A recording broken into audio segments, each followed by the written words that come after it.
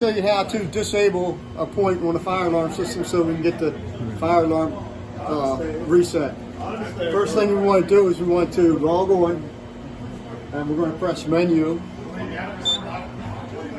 we're going to look in the brackets here, and it says view points. So we don't want to do that, so we want to hit next, and we want to keep hitting next until we see passcode.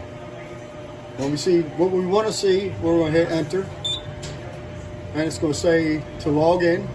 We'll hit enter again, and then we're going to put our passcode in, which is 3000. So we'll go 1, 2, 3. We'll hit next 3 times.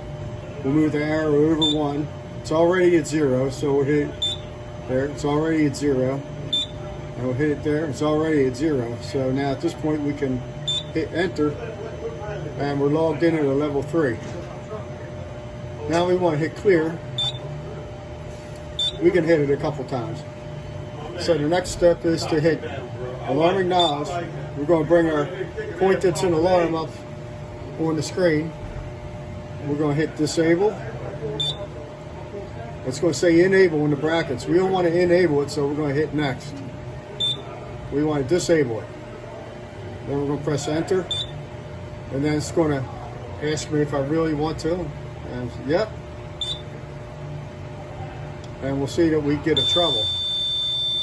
Pick up a trouble condition. Okay, so now we have a disabled trouble. Now at this point we can push the reset. And we're going to have to wait 30 seconds or so.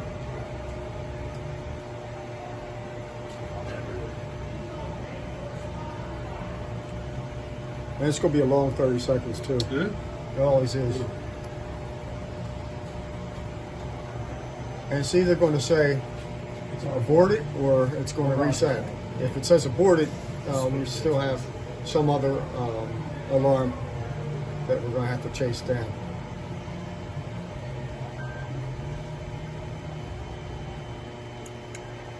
Well, no loss present. System reset complete. We are good to go.